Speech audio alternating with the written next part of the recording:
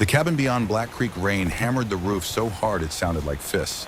Not gentle rain, not the soothing kind that helps people sleep. This rain sounded angry. Every drop struck the old cabin with enough force to make the walls tremble.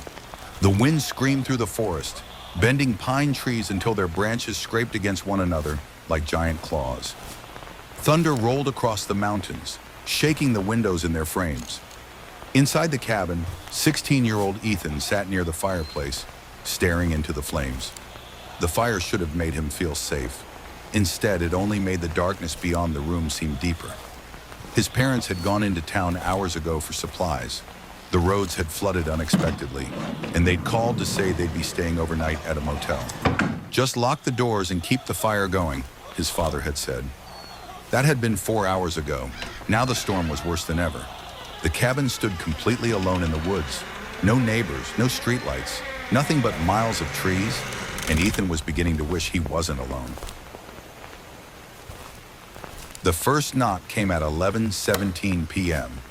3 slow taps. Knock, knock, knock. Ethan froze. His eyes moved toward the front door. The sound had definitely come from outside. For several seconds, he sat completely still. Maybe it was a branch, maybe the wind. But deep down, he knew it wasn't. Branches don't knock. Then it came again. Knock, knock, knock. Slow, deliberate, human. His heart began pounding. Who would be out there? The nearest town was 20 miles away. Nobody should be walking through the woods in this storm. Trying to stay calm, Ethan stood and approached the window beside the door. Lightning flashed. For a split second, the woods lit up. Nothing. Just rain, trees, darkness. Then black again. The knocking stopped. Ethan let out a breath. Maybe someone had been lost and moved on. Maybe... A voice suddenly drifted through the storm. An old woman's voice. Soft, barely audible. "Please." Ethan nearly jumped. "Please let me in." The voice came from directly outside the door. His stomach tightened. An old woman? Out here? At midnight? In this weather? The voice returned. "I'm cold."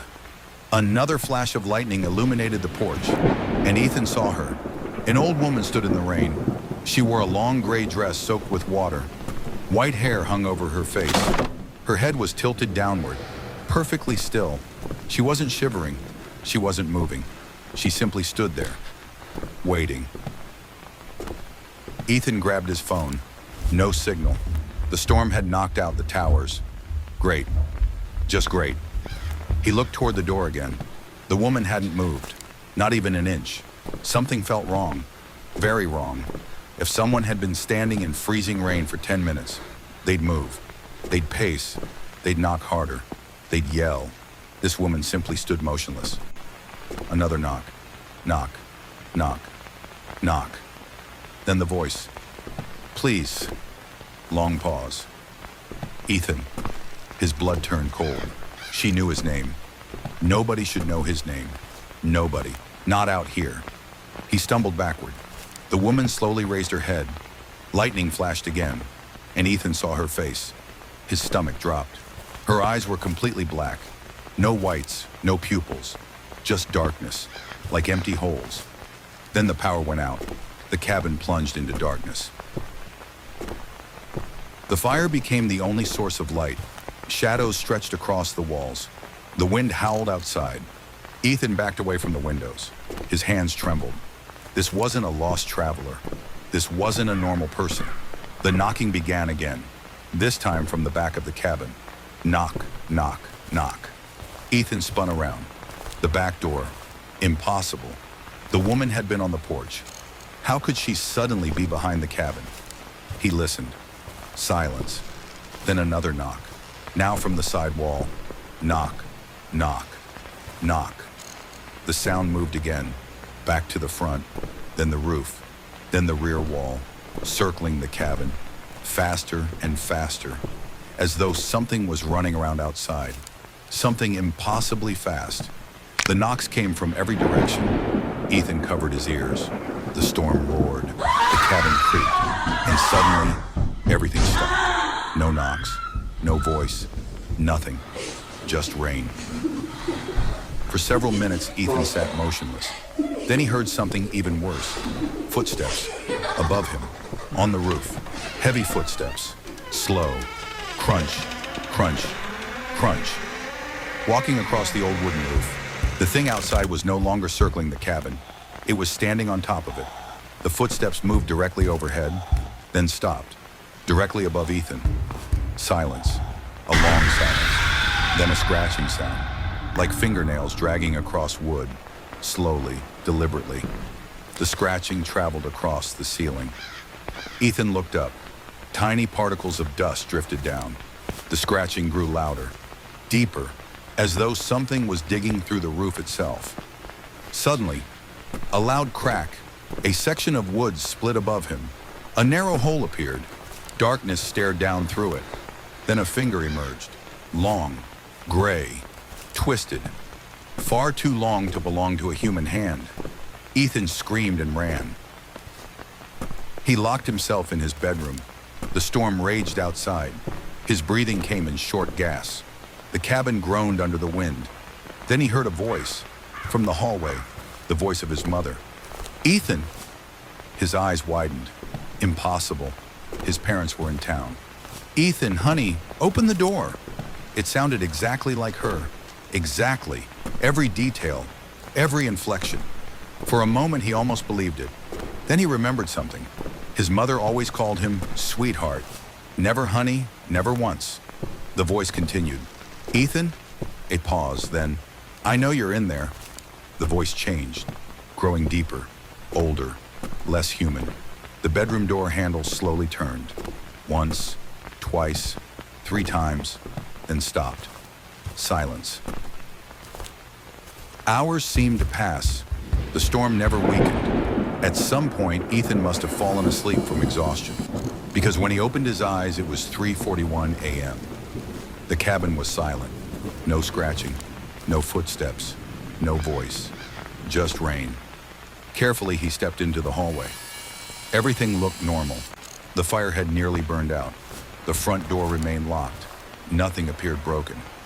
Maybe it had all been a nightmare. Maybe fear had gotten to him. Then he noticed something. Mud, wet footprints, leading from the front door, through the cabin, toward his bedroom.